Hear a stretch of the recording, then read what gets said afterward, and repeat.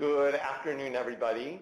Welcome again to the BPD webinar series focused on patient and family education. Tonight's topic is on validation, and you're going to be hearing shortly from Dr. Gillian Galen. She is the program director of the 3 East Intensive and Step-Down Residential Treatment Programs, and also an instructor in psychology in the Department of Psychiatry at Harvard Medical School. Before we get started with tonight's topic, a few logistical announcements as usual. Your microphones have all been muted, but we really encourage participation. There is a question and answer box in the lower right-hand screen, and you can type in questions at any point during this webinar. If you've come tonight with specific questions in mind, go ahead and type them in now, and we'll get through as many of them as we can. All of our webinars are recorded. This one will be recorded as well. And if you look at the lower left-hand corner of your screen, you'll see a lot of web links. I'll talk a little bit about the others, but the second one in there is our website. All of the recordings for these webinars will be posted on that website. If this is the first time you're tuning in, we've recorded several other webinars, and you can go there. I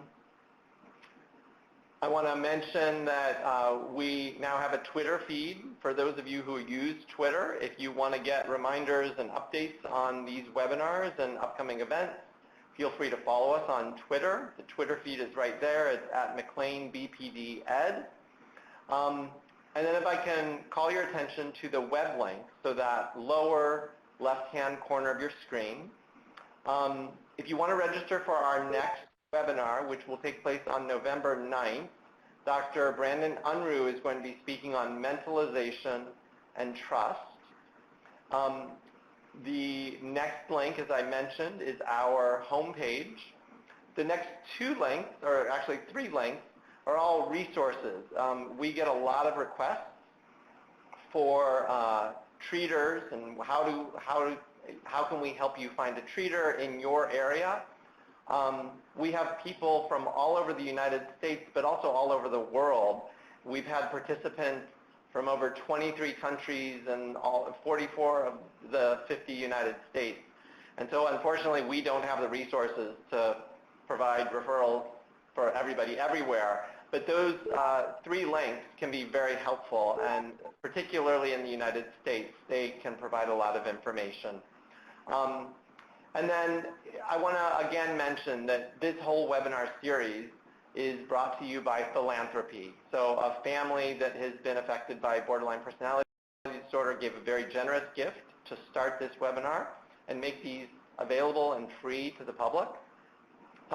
If you find these helpful and are in a position to be able to help support these so that we can continue them hopefully indefinitely, that very last link will go to a web page where you can offer a gift, small or large, to help support these webinars.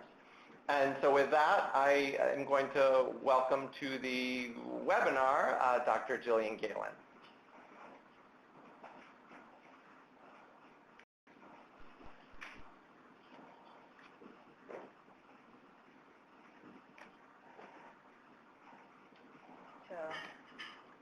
Thank you guys all for coming to talk a little bit about validation and really trying to practice the skill of understanding somebody else's emotional experience. So please feel free to ask questions, and I'll do my best to get to as many as possible. And we'll also be having a couple polls, some questions for you guys to answer to just sort of see how I'm doing in helping you guys understand all of this. So I'm going to start with what I'm going to try to do. So I'm going to try to make sure by the end of this webinar that I have defined validation, that I've also defined invalidation, and with the idea that more often than not, invalidation comes about from really good intentions. And then I'm going to try to provide some practical examples of ways that you can use different forms of validation with anybody in your life. But that these are also ways that you can use validation with your loved one with borderline personality disorder. So what is validation? So validation is acknowledging and accepting someone else's inner experience. This can be their thoughts, their feelings, or their behaviors as valid and understandable. So validation can sound very, very easy, but it is that sometimes seeing the wisdom in someone else's experience is actually very, very challenging. And later we'll talk about some of the barriers to being validating. But in terms of skills, I generally, when I'm teaching skills to family members, there are so many skills if you are learning DBT skills. I can't emphasize enough that validation is really one of the most critical skills and one that for a lot of people needs to really be practiced. So hopefully I can give you a starter or some reminders on ways to practice validation. So let's start with what validation is not. Because we think about validation sometimes as like agreement or endorsing something, and we're not using validation that way. So in fact, validation does not mean agreeing with someone, and sometimes the hardest time to validate is when you don't agree or you really are having a hard time understanding someone's experience. Validation is not giving people compliments. And it's also not letting go of limits, contingencies, and expectations. So often people get really stuck when they say, I've been told to validate, and does that mean that just I let people get away with things, or because they have, they're struggling or they have intense emotions, that I shouldn't hold contingencies or expectations or limits? And that is actually not validation. But you can use validation when you are setting those limits and contingencies, and we'll talk a little bit about that. And validation is also not teaching or convincing someone of another position. So these are all things to kind of keep in your mind because they can be both pitfalls to validation as well as kind of red flags that we have kind of lost our validating position and can be little reminders to get back on track. So why is validation important? So actually, validation can be a gateway to change. It actually can support change, which can sometimes be confusing for people. But often when people will listen more, they will be more accepting potentially of limits if they feel like you understand their position, that you understand the impact it may have or how challenging it might be. So while validation is often, in DBT we talk about acceptance skills and change skills, while validation is an acceptance skill in the beginning, it can actually be a very helpful tool to help you actually help somebody change or even to see your position. So validation can support emotion regulation. When we are validated, when we feel like the other person understands our experience, we tend to be able to regulate our emotions better. And what we know is that for people with BPD, validation can actually help them understand their own emotional experience. So often people with BPD have extreme difficulty understanding their emotions, identifying their emotions, and certainly validating their emotions.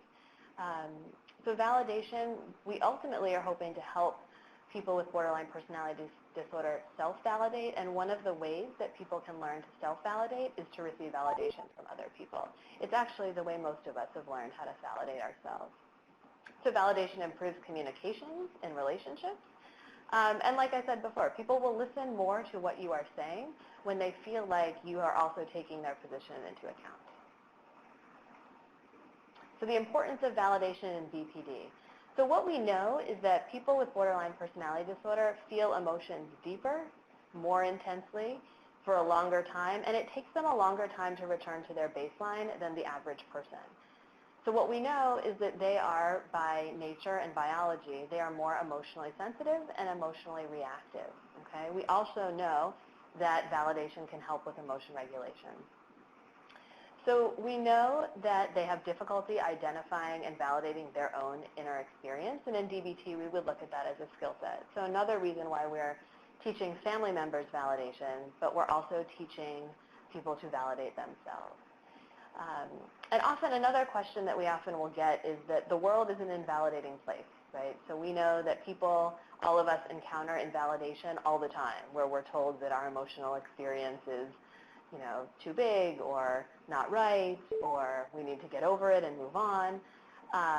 So we understand that. So really one of the best ways to endure that is to learn how to validate yourself. And again, we learn that from being validated by other people. And that validation from people in the lives of people with borderline personality disorder, again, it helps them support their own skills practice in validating themselves and validating other people.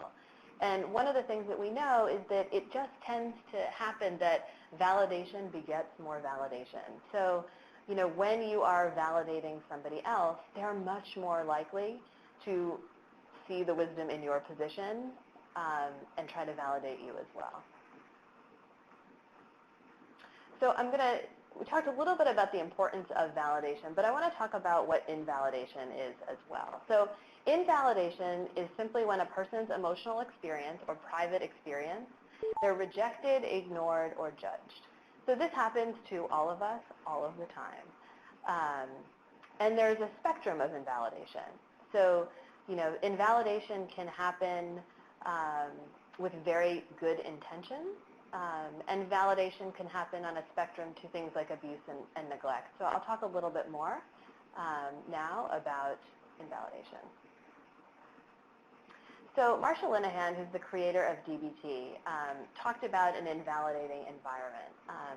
And one of the things that I think sometimes people have a hard time with the word invalidation, and they can feel it to be very judgmental and blaming. So we're not using it in that way at all, because most invalidation comes about with really good intentions.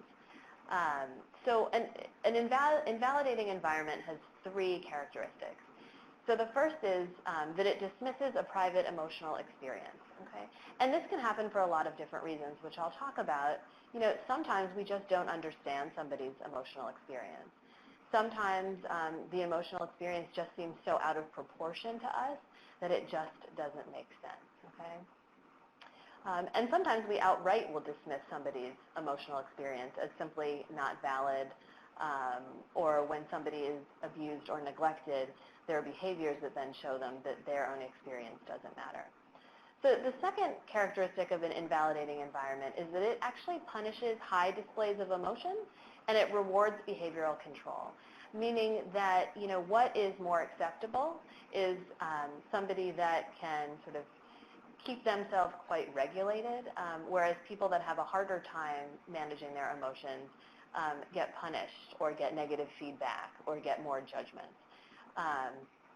And this can happen all the time, and it does. It happens in school systems, it can happen at work, and it can also happen in families where you have one very emotionally sensitive child who has a hard time regulating their emotions, but everybody else in the family is able to regulate themselves quite well. So, you know, generally what happens is it's easier and more acceptable, which would make sense, for the person to be in emotional control than out of control.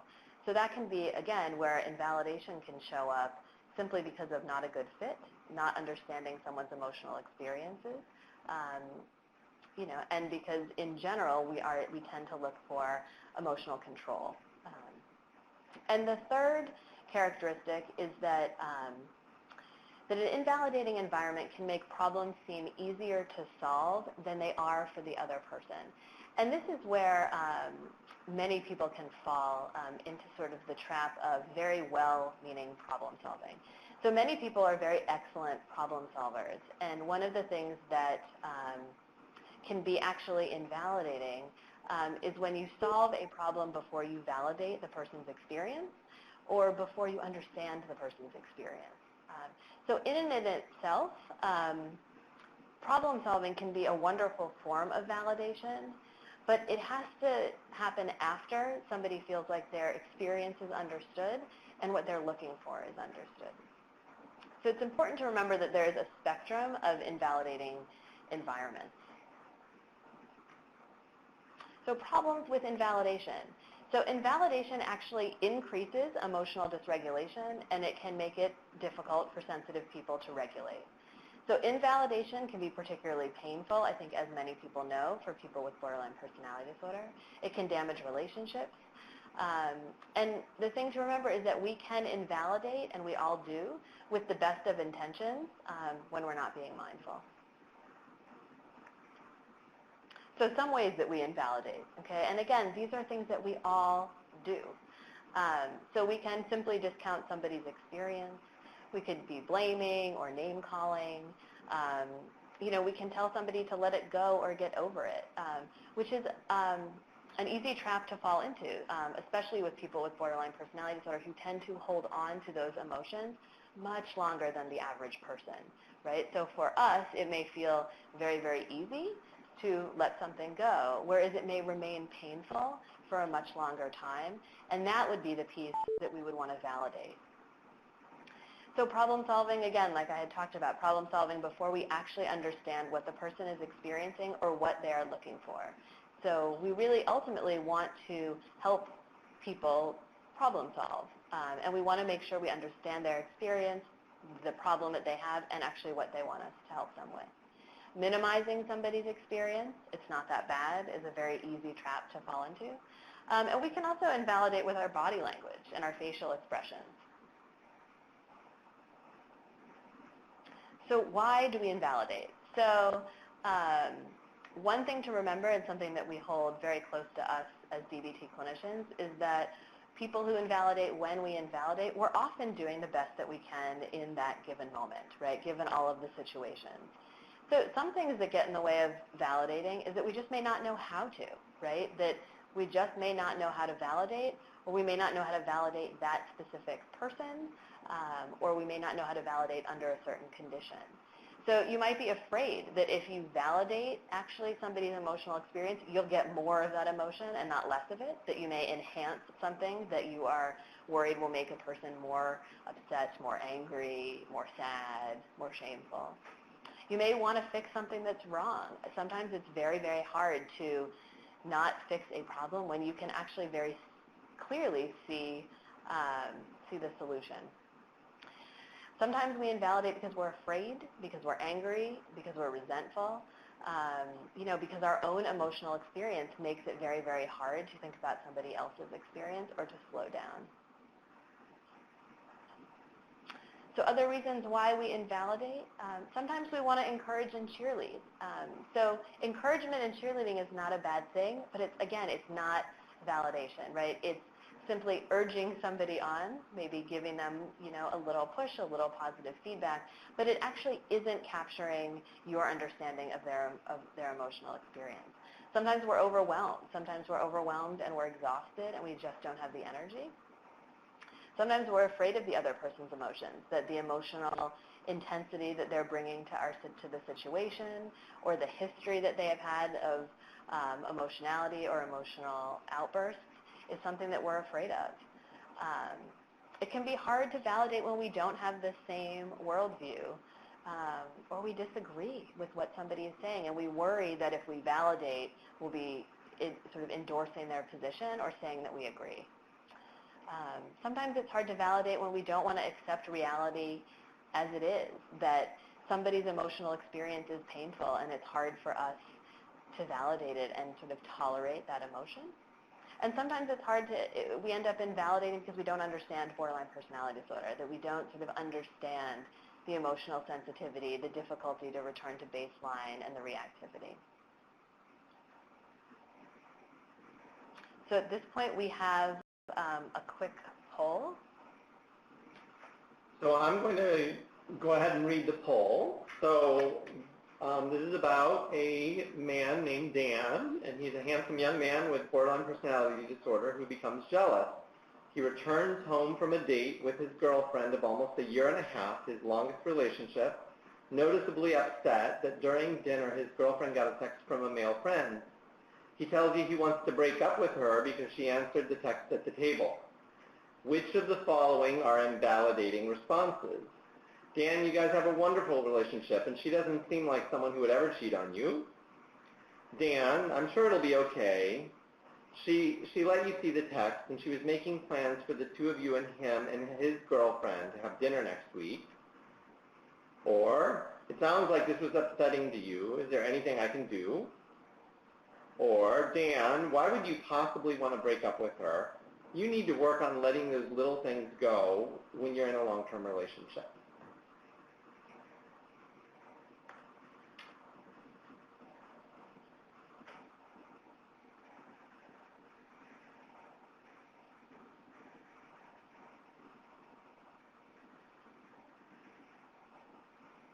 So we have most of the responses in, and we have wide variation. So we've got 49% who say the first response is invalidating, 41% who say the second one is invalidating, 53% who say the fourth one is invalidating, and only 6%, 7% now, who say the third one is invalidating. All right. So part of this quiz is it's a bit tricky because I really wanted to highlight that validation is actually quite hard, and it's very easy, again, to fall into invalidation with good intentions. So in fact, the only statement in there that is validating is C, so which would be the third response. It sounds like this was really upsetting for you.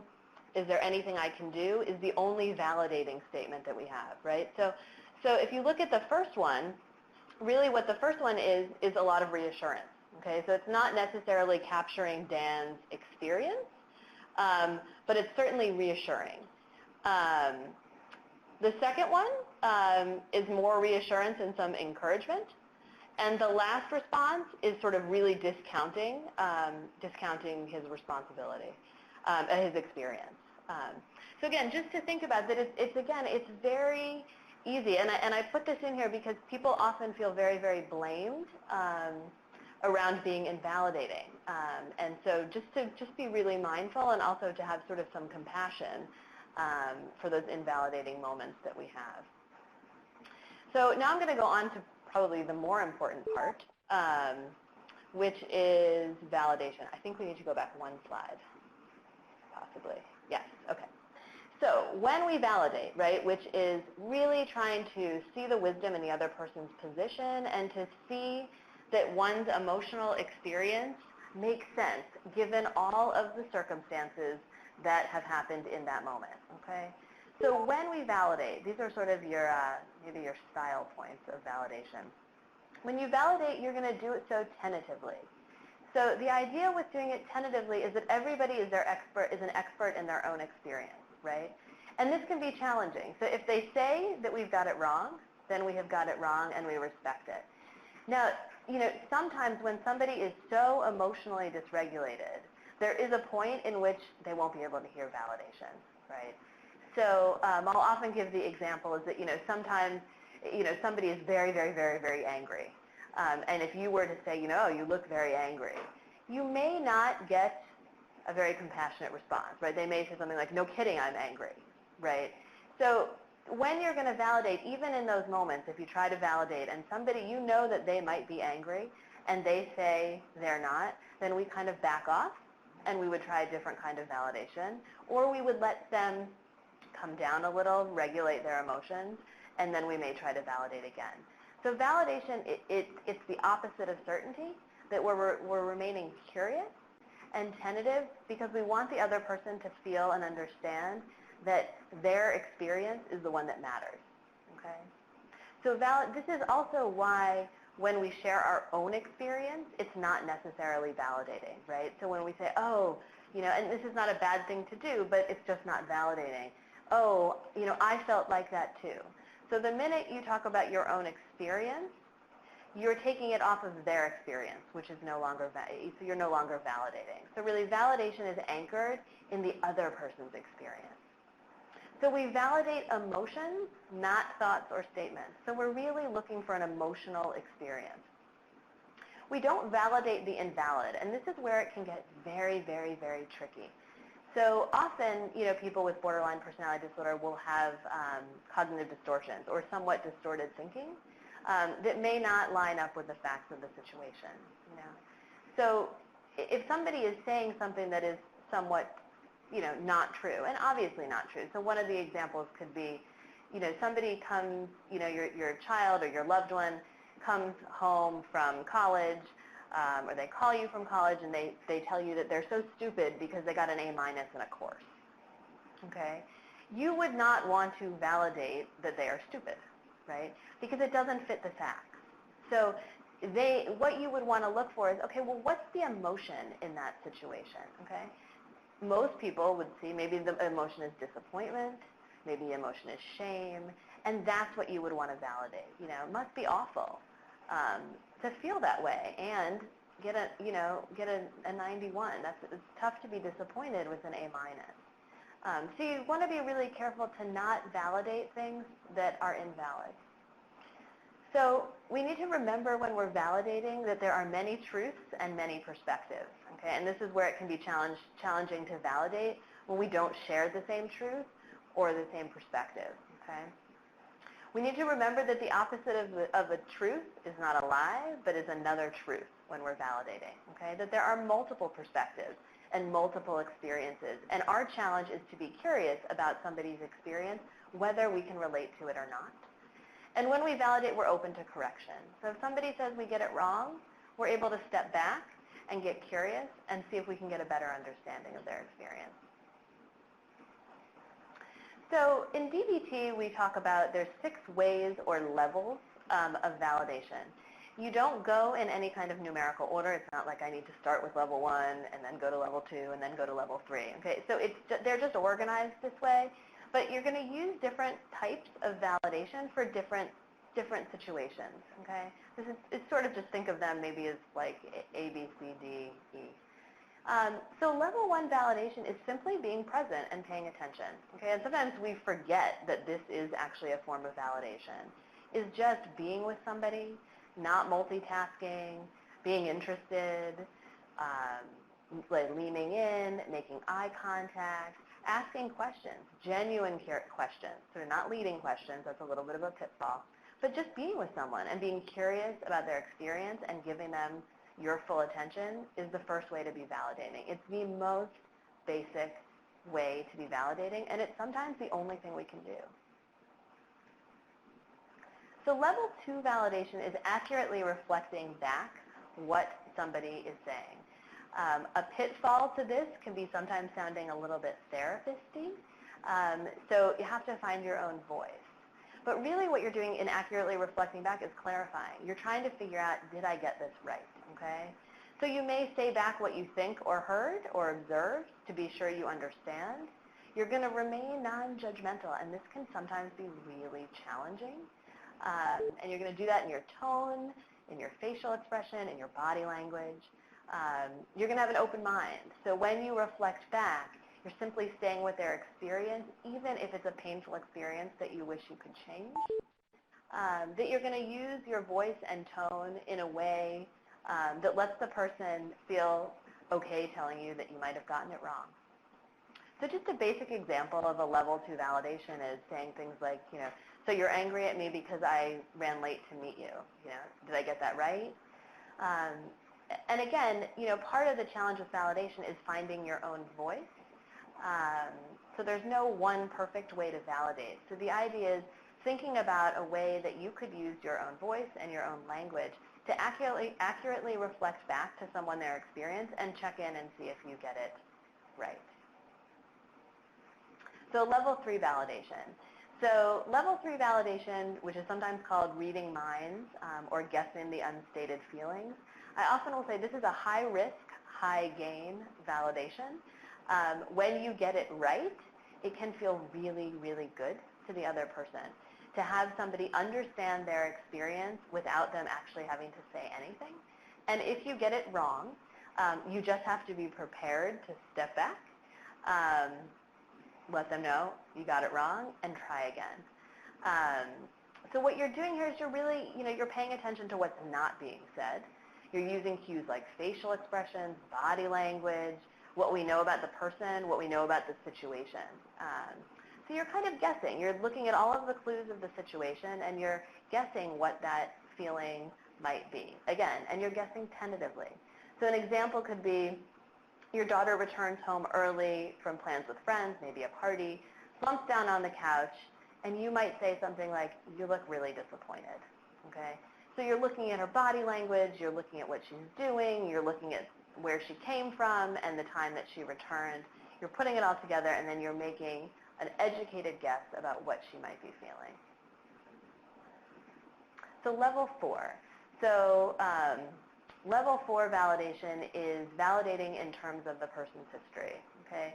So you're looking at how the person is feeling, and you make sense of it based on their own personal history.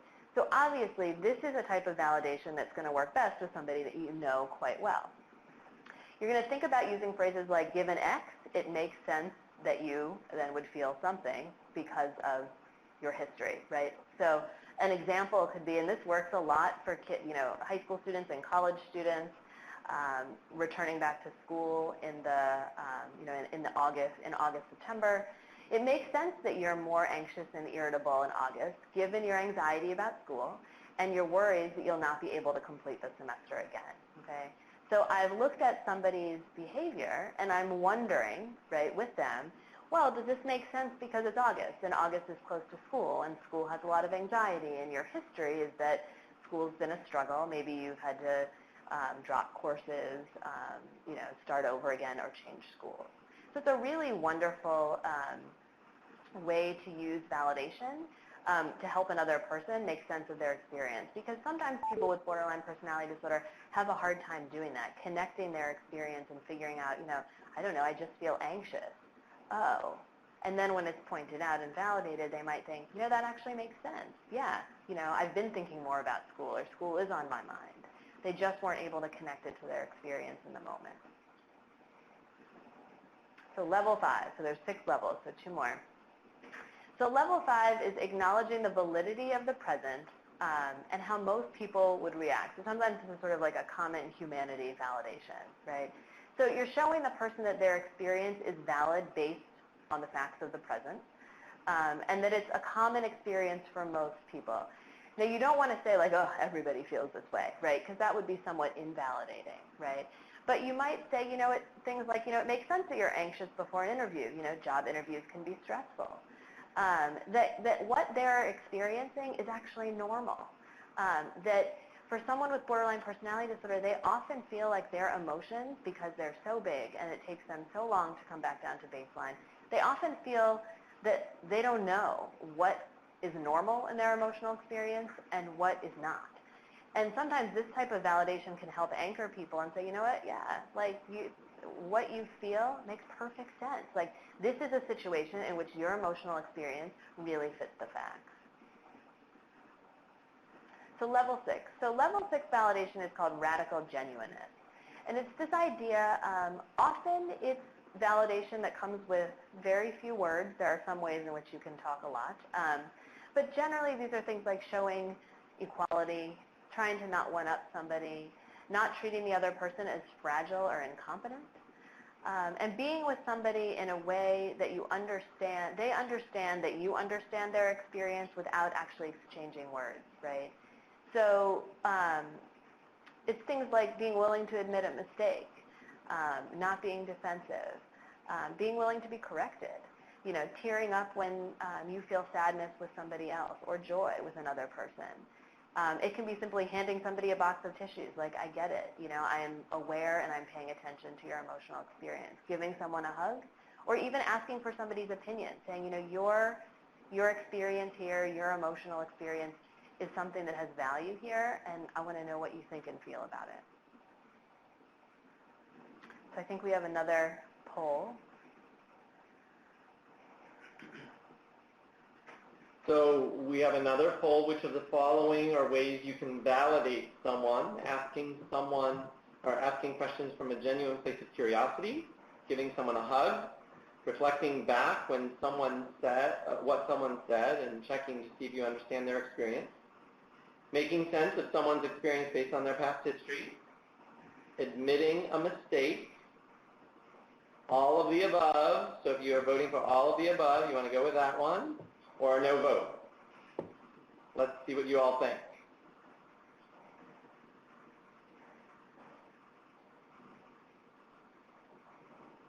It's looking good. So yes, overwhelmingly, we've got about 90% saying all of the above. And the next contender is, well, now it's dropping off. Oh, you I gave it away. Oh, once I say the answer, people are changing their answer. It's okay. So yeah, so it's all of the above. So so you can kind of look back at the different levels. But all of those are different ways to validate. So there's a lot of different options that we have to validate. So the wonderful thing about validation is that we can get some really great clues from the other person about whether we got it right, if we were on the right track, or not. So when we get validation right, the emotional intensity tends to decrease. So people tend to settle a little bit, calm down a little bit, and generally things slow down. So you may be in an interaction where things are moving very fast, emotions are very high. And when the other person, or when we feel validated, we tend to settle a little bit, and you'll get the clue that things are slowing down a little. Emotional intensity is decreasing a little. When we get it wrong, we also get some nice indicators. So generally when we get it wrong, we get one of two things. We get an emotional eruption, sort of a bigger escalation of the emotion that we're already seeing, or we get a complete shutdown. We get silence, walking away, doors shutting, nothing at all. So one of the things to remember, and this is big in DBT, is that relationships are transactional, and that is a great thing to keep in mind when you are using validation. And it goes back to this idea that really validation, it can support the relationship, it can slow down emotional intensity within a relationship, but we need to remember that we impact one another profoundly, right? So something as small as validation can have a huge impact, and unfortunately so can invalidation. That validation tends to beget more validation, right? When we feel understood, generally it makes us want to be more curious about somebody else's experience, or at least more open. When we tend to change our behavior, it can actually push the other person to change their behavior in response, right? So the nature of things being transactional is that, I would affect you, and then you would have a response, and then your response would affect me, and back and forth, which is why validation can be such an unbelievably powerful skill. And you must validate yourself as well. So it is critical that we're not just validating other people, but that really validation is also anchored in yourself, that we have to find the wisdom in our own experience, and that can be one of the most important ways to take care of yourself. So things that get in the way of validation, and unfortunately there are many of them. So not practicing. So validation is one of those skills that you need to practice, that you need to find your voice, that you often need to endure a fair amount of clumsiness in the beginning and kind of push through the clumsiness. Sometimes you'll get accused of being you're validating, you sound like a therapist. Part of the practice is that you got to practice it, and you got to find your voice. And sometimes that can be hard. One of the other things that can get in the way is believing that validation is time sensitive. So sometimes when people are learning validation, they're like, oh, I missed the moment, and it's gone. So remember that you can actually go back. It can be very validating to another person that you want to go back. You want to sort of revisit, you realize that you sort of missed the moment and you wanted to acknowledge it.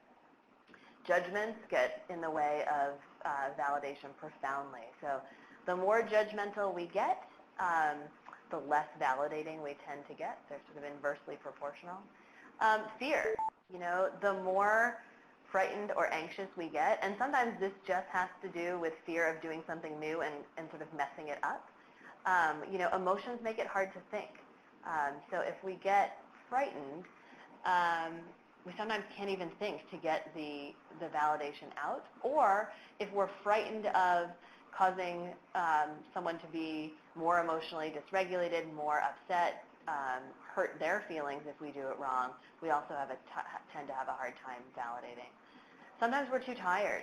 So sometimes we're exhausted and we're overwhelmed, and we just feel like we cannot do it, we cannot give anymore. Blaming yourself. So often the more we blame ourselves, right, the more our own emotions intensify, and then we get very caught in our own experience, and it becomes very, very, very hard to validate someone else's experience. Well, the same thing, when we hold on to hurts and disappointments, we also tend to see an increase in judgment. It could be an increase in blaming yourself or blaming someone else, can make it hard to validate. And history, we can get caught we can sort of lose mindfulness of the present moment, and we can get really caught in the history of, what has happened or what has worked or hasn't worked or what will work. So sort of losing the present moment and getting caught in history can also be a barrier to validation.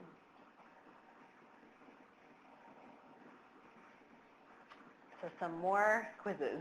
So we've got another poll. The world is an invalidating place, and we should try to accommodate our loved one with BPD by protecting them from invalidation instead of supporting them learning how to validate themselves. What do you think? True or false?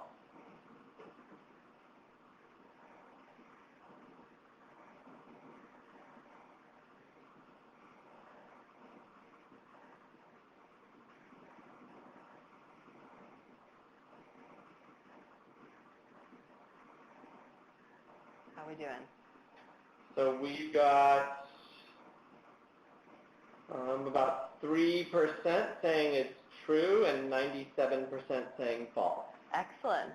So it is false, right? So we are, and this can be, part of the reason I put this question in is it can be actually, if you are a bit of a pitfall, if you have found yourself in a pattern of treating your loved one with borderline personality disorder fragilely, sort of walking on eggshells, sometimes this can be hard to do. So nice job.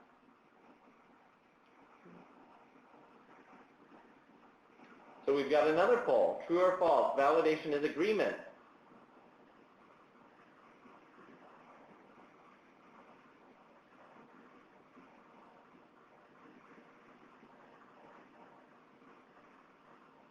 Well, we've got 100% saying false.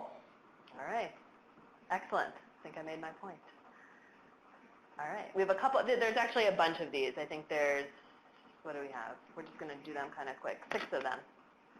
So the next one, problem solving is always invalidating. True or false?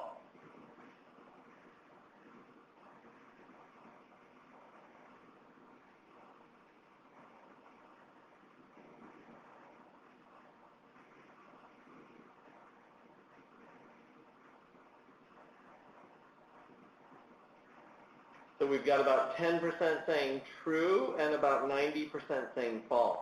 All right. So the answer is actually false.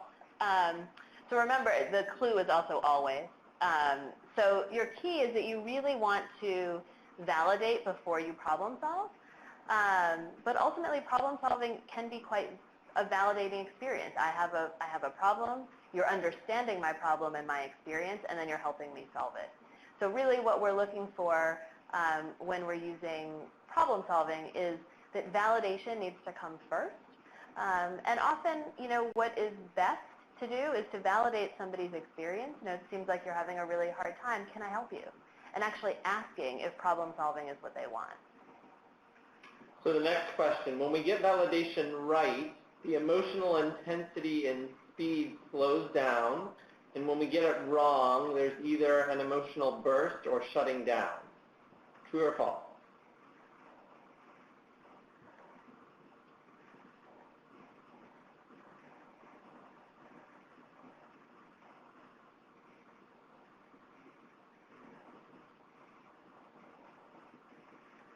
So we've got about 3% saying false and 97% saying true.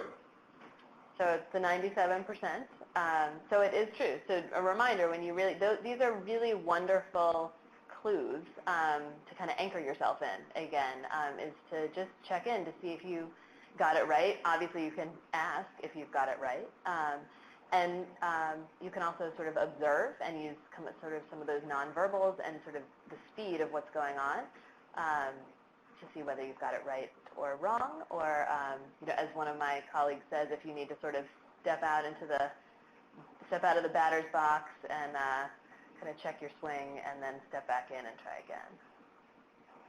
So the next one is validating someone does not mean that you accept or support their behavior. True or false?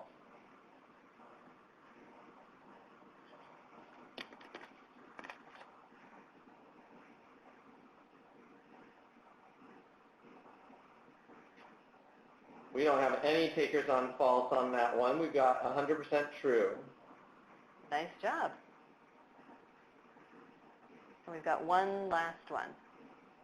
So the last one, blaming yourself and feeling overwhelmed and scared can make validating your loved one difficult. True or false?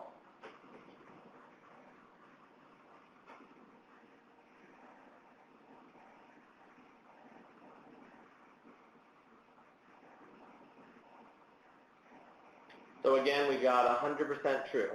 Excellent. So and this is also really a good plug for some self-validation. So, blaming yourself. It could also be feeling blamed, just feeling overwhelmed, burned out, exhausted, scared. Can use a lot of self-validation. And actually, sometimes just validating yourself and that experience will help you settle enough that you then are more able to validate someone else in your life. So really, validation is for you. It is also for giving it to other people. So just some final thoughts, and then we can do some questions. So some people are just more naturally validating than others. Some people get frustrated as they watch different people learn validation, that it comes much easier to some people than others. This has to do with your own experience with validation and being validated. The beauty of it is that it's a skill and it can be learned. So anybody can learn validation. It's simply about practice. Validation is not just for people with borderline personality disorder. It's actually one of the major tools that hostage negotiators use, that CEOs use. It's just a wonderful interpersonal skill for all of us. If you get it wrong, you got to try again. So really important to not to give up. There are often opportunities to validate, and you got to just keep trying. If you realize that you missed an opportunity, and this happens all the time, especially if you're in a situation in which your emotions and someone else's emotions are running high, remember that if you return to somebody to validate their experience, to get curious about their experience, to acknowledge their experience, it can be unbelievably validating, just the act of going back. The idea that just saying, wow, what happened, your experience, my experience, was important enough that I thought about it after the experience, and I decided I needed to come back and talk with you about it. So just coming back, actually, in and itself, can be a wonderful opportunity to validate. Don't take yourself too seriously, and remind your loved one, if you're practicing with your loved one with BPD or without BPD, that you are trying to do something differently, that you have realized that what you did in the past wasn't effective, and that you're trying to learn a new skill, and to cut you a little slack, because you're really invested in trying to do something different. It surprisingly can go a long way when you sort of speak the unspoken, like, I'm trying. I know it doesn't sound like me because I need to practice it this way so that I can find a way for it to sound more like me. And practice, practice, practice. So validation, like anything else, you can think about it just like a skill, that it is something that you need to practice, that you need to hone, that you need to practice it in times where you don't need it as much, so sort of those lower intensity situations, so that you can pull it out when you do. It's the same, it's the idea of learning any skill. When we learn to drive, we go in the parking lot. After the parking lot, we go to residential streets. Then we go to smaller highways. Then we go to larger highways. So really, that's the idea. Practice it with people in your family, maybe that don't have BPD, if your fear goes up. First, you would want to practice with people where your fear is less. At work, there's wonderful stories about parents who have tried practicing validation at work and noticed unbelievable changes in the workplace. So this is something that you can do absolutely anywhere. So you have opportunities to practice validation probably almost all day, every day. So that's validation. And I guess now we have time for some questions. Great. So we've already got several questions that have come in. The first one I'm going to ask you is, when the person you're validating receives it or understands it as agreement with them, with their perspective, what can be done to reframe that? So it's a great question. So I think you have the opportunity to clarify a little bit. So, one of the tools that you can use is that you can actually go back to your validation and then use this wonderful word and then do your clarification, right? So, I understand that, let me think of a good example. I understand that you're really anxious about school today, and it feels really hard to go, and it's really important that you go, and it was our agreement and our plan that you would head to school. So, I think it happens a lot that people think, oh, you get my experience. So if you understand my experience, you totally would agree. This usually happens a lot with avoidance, that you would agree that really I should, not do whatever I need to do or not follow through with whatever I need to follow through. So, you can just repeat your validation and then and the idea with and is that, it's what we use a lot in DBT. It's this idea of dialectics, that those two opposing things, those two positions, yours and mine, your experience, my experience, or your experience, my expectation, can exist at the same time. So I'm acknowledging how you're feeling and what your experience is, and I'm reminding you of what those expectations are. So I hope that was helpful. Great. So the next one sounds like a challenging situation. When my teenage daughter returns home after a couple of days of being AWOL, and I know that she's in an at-risk situation, what is an appropriate validating response? By that stage, I am beside myself with worry and anger. So I think so this is a little bit tricky, because often people want to know sort of what are the exact words that I can say. And I think the pitfall there is then you say words and they know that those aren't your words. So I mean, I think the first challenge is to absolutely validate yourself. I can only imagine what it's like. She's missing. You don't know what she's doing, but you know what she's doing is probably quite dangerous, risky, scary. And my guess is you have a lot of your own feelings other than fear about what she's doing. So I think, this is another opportunity where you can use that wonderful sort of validation dialectic, or, if you're somebody that does DBT, you would know this as using a give, which is all about validation, the word and then a fast, which is about setting a limit and maintaining your own self-respect. So, this would be something where, I think you could try to find something in her experience to validate. And, sometimes we have to dig really hard, really, really look at, what is the wisdom in the experience of doing something so risky, so dangerous, so sort of, not what is expected or agreed upon.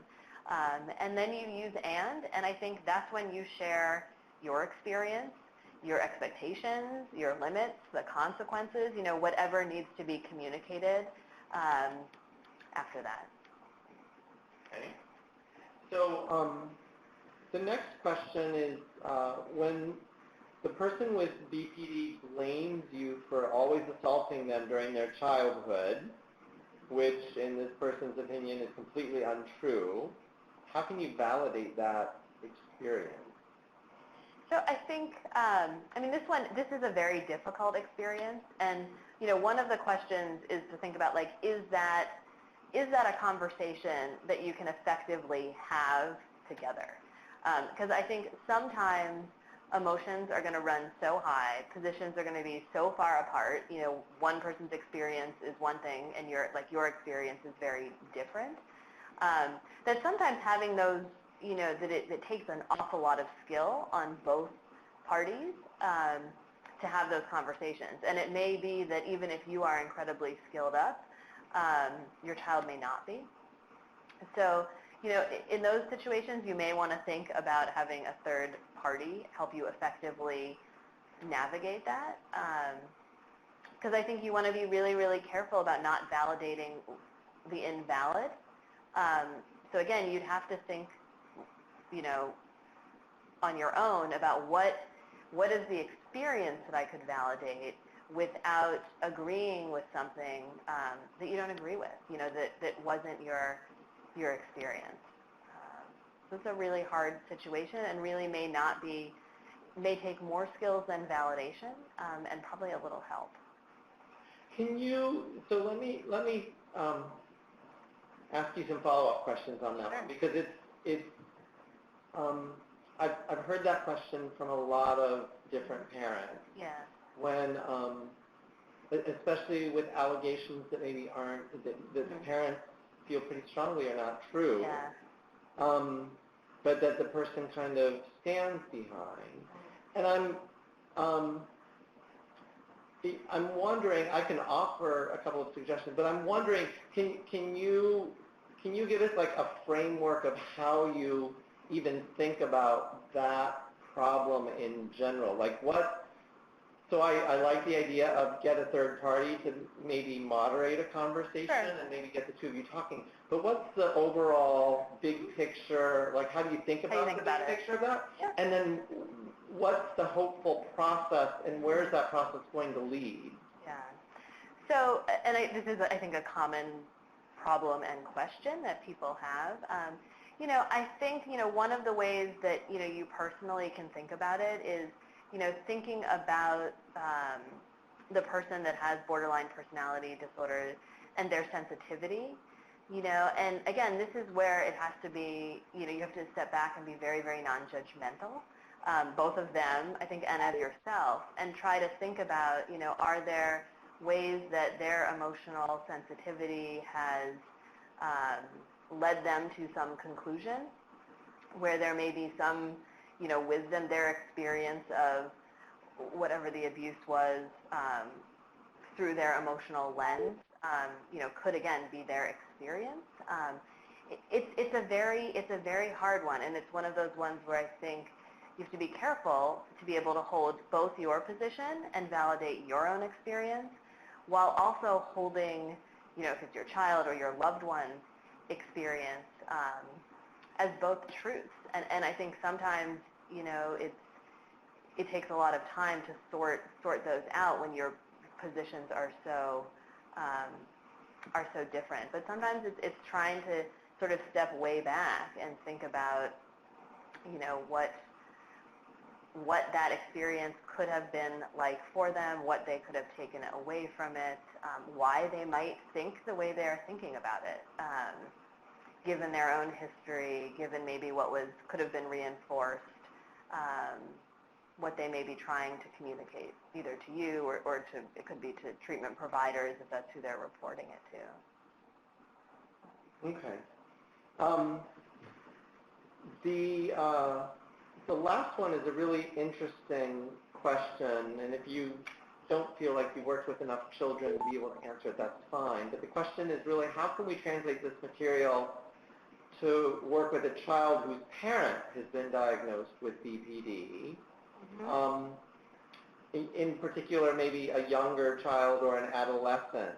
How do we think about modifying this or explaining this to those children and maybe even extrapolate to other family members? So the question is thinking about how do you sort of teach the kids to validate their parents, or is that... Would that be the goal? So for children, let's say of varying ages, of somebody who's been diagnosed with BPD, and there's just chaos and turmoil in the home from time to time, would you even think about teaching the children how to validate, or how would you think, or would you involve them in treatment at all, or would you just say, they're the kids, they're poor innocent kids, they shouldn't be involved in this, yet they're living the experience day to day, so they are involved in it? Yep. So I think, there's a little bit, I think, of all of that in there. I think where I would start would be teaching kids and ensuring those kids that they understand how to validate themselves. Often kids that have parents with borderline personality disorder aren't getting consistent validation, right? They're getting sort of unpredictable validation at best, or it could be a lot of invalidation. So generally when there are kids that have parents or family members in the home that have borderline personality disorder, that really the focus is teaching the children and ensuring that the children have an understanding and a capacity to validate themselves. Also teaching other family members that do not have borderline personality disorder that might be in the home to ensure that they are both validating the children as well as the other parent or family member that has borderline personality disorder. I think that teaching children to validate parents that don't have a skill set to validate themselves can be a very slippery slope.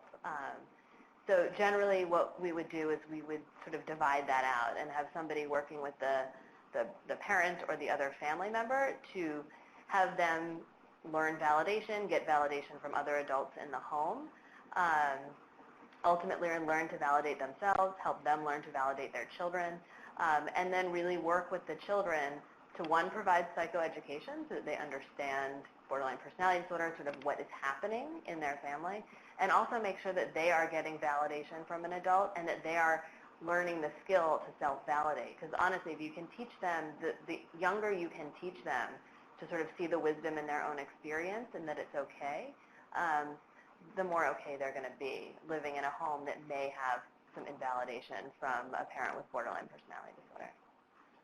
So I'm going to go ahead and maybe do one more quick one. We're a little bit over time, but this one comes up all the time. What are some strategies for validation when the person's yelling and screaming at you and attacking you?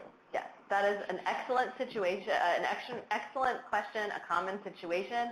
That's probably not the time to validate. So, I think people get to the point of no return. I mean, I think where they are so dysregulated that they're not going to hear anything you say. You could deliver probably the most perfect, beautiful form of validation, being open, being curious, and it's just not going to go in. So I think when somebody is that dysregulated, really what they need to do is do some skills, do whatever they need to do to bring down the dysregulation enough that they can interact with you. Now, sometimes what you can do is if somebody is very upset, if they're not attacking you, but they're just very, very dysregulated, sometimes what can be validating is simply just sitting with them and not saying anything until they're ready, and then maybe offering some help. But if somebody is attacking you and they are that dysregulated, there's going to be other skills that need to be used at that point.